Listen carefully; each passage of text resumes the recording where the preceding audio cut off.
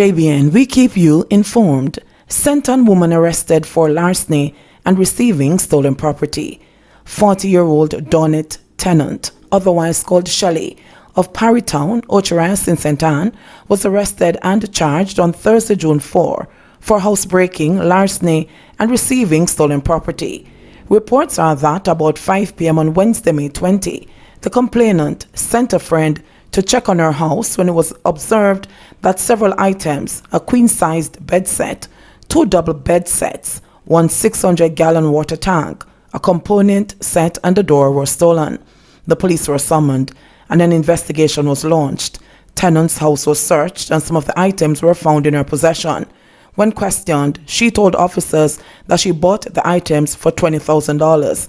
She was subsequently arrested and charged. 11-year-old girl shot in Arnett Gardens.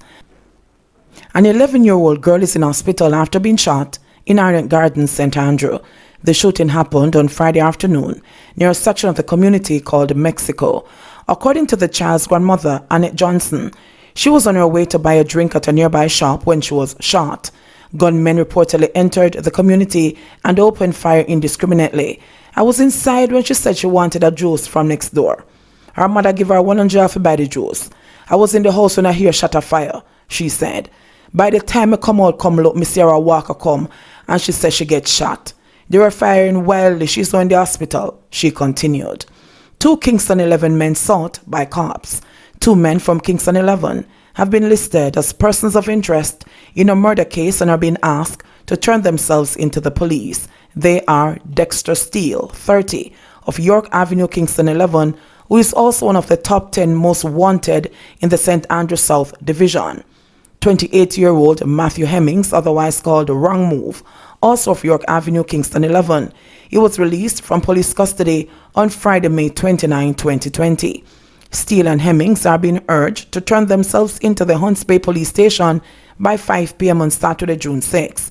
In recent days, the community, which is implicated by an inter-gang feud between the York Avenue and Maho Drive gangs, has experienced heightened tension following the murder of 28-year-old Randall Gunner, a vendor of Hagley Park Road, St. Andrew, the police said in a statement.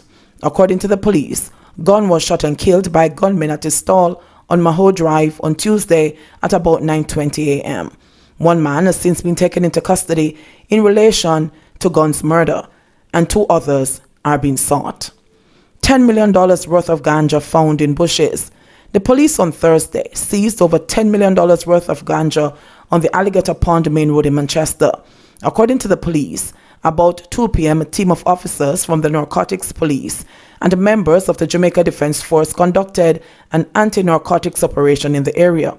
The lawmen said 2,566 pounds of compressed ganja was found in bushes.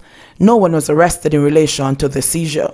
The police are appealing to anyone with information about this seizure to contact them at 876-923-5729, Police 119 emergency number, or the nearest police station. MAJ concerned over tourists not being required to test for COVID-19. The Medical Association of Jamaica, MAJ, has expressed grave concern over the recent announcement by the government that tourists and other non-nationals coming to Jamaica as of June 15, 2020 will not be required to be tested for COVID-19.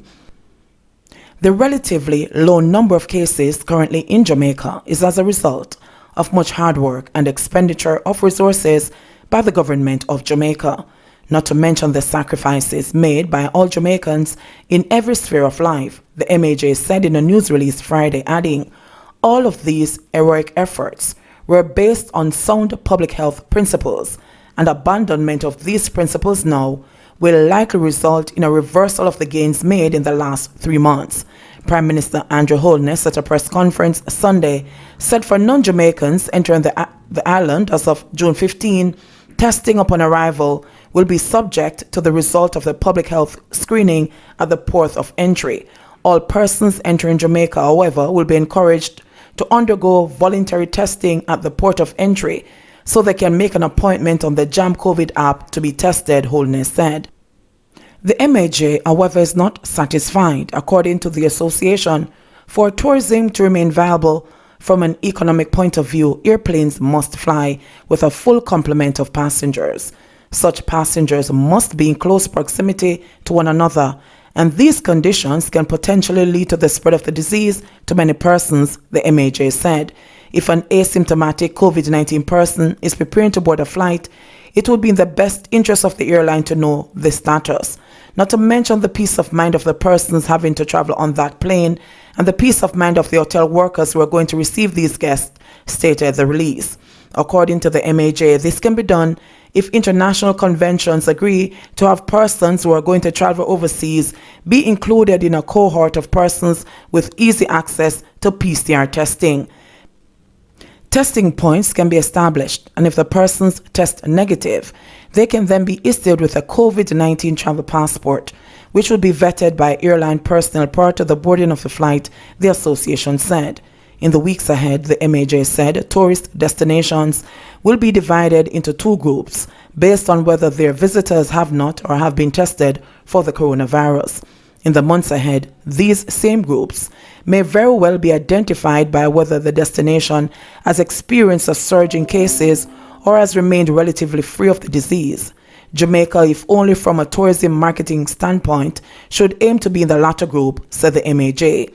The association added that while recognizing that the economy must be reopened, and while recognizing that the said reopening has to include welcoming visitors and returning residents to our shores, the reopening of our economy must be done in a manner that includes the adherence to sound public health principles. The MAJ stressed that it is opposed to tourists coming to local shores without mandatory testing. We advise the government to revisit this issue and to stay on a path that incorporates sound medical principles, said the MAJ. Tragic and heartbreaking Prime Minister comments on Noel Chambers, who died after 40 years behind bars without trial. Reacting to the national outcry over the death of Noel Chambers, who spent 40 years in prison without a trial, Prime Minister Andrew Holness last evening said nobody should be lost in the penal system. The Prime Minister took the stance while speaking at a digital media briefing yesterday to update the country on the coronavirus and decisions taken by the government to gradually ease restrictions in various areas of national life. Commenting on the injustice meted out to Chambers, the Prime Minister said, "It is my position that no one should be lost in the penal system, and certainly that anyone who has served more than 30 years should be considered for release." He said that the Noel Chambers matter was only brought to his attention this week. That is both tragic and heartbreaking, and I would like to express my sincere condolences to his family. This tragedy is undoubtedly ranked among the most dreadful inheritances of a penal and judicial system that are in urgent need of reform, Holness said. He said that the Ministry of National Security has commenced a comprehensive audit into the circumstances leading up to Chambers' passing. A key component of this audit will be a detailed multi-agency examination of the loopholes that may exist across the systems in order to ensure that we remedy any likelihood of this situation repeating itself. According to Holness, this unfortunate situation must result in a complete and comprehensive overview and overhaul of the system to treat with persons in custody in general and those with mental and psychological conditions, while having to contend with the shortcoming of the Jamaican state and the public outcry, especially in recent times on justice and human rights. Holness said the happenings in the U.S. surrounding George Floyd have not escaped notice of his government. Holness said, "I am also very sensitive and extremely concerned by similar injustices here in Jamaica. Our Constitution and our Charter of Rights guarantee the right to life, liberty, and the security of the person, and the right not to be deprived thereof except in the execution of a sentence of a court." The Prime Minister mentioned Susan Bogle and Jodian Farron, who both died under questionable circumstances. Farron died at the University Hospital of the West Indies on April 25, 6 hours after delivering her baby at the Spanish Town Hospital in St. Catherine, while Bogle, a member of the disabled community, was shot and killed last Wednesday at her home in Augustown, allegedly by a member of the Jamaica Defence Force. Chan condemns killing of Manchester mom in domestic dispute. Minister of National Security Dr. Horace Chang is condemning the brutal killing of Shanali Bailey during a domestic dispute in the community of Hart East in Mandeville, Manchester. The mother of 5 children was found in a pool of blood in her house.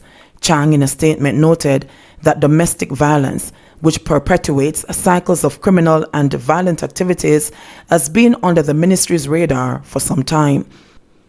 It is alleged, he said, under the government's stay-at-home order, that there has been an increased level of interpersonal violence as well as human trafficking, and we are sensitizing our police officers to deal with these issues. He added that the ministry is moving towards increased social intervention programs in targeted communities and schools to promote peace management initiatives among citizens. We are even remodeling our police stations to include an interview room where reports of domestic violence or possible cases of domestic violence may be discussed privately, Chang said. In extending condolences to the family of the deceased, he said tragedies of this kind are heartrending, and with the aid of the security forces, justice will be served. JBN, we keep you informed. Please remember to subscribe, like, share, leave us a comment, and click the notification bell to receive our daily news items.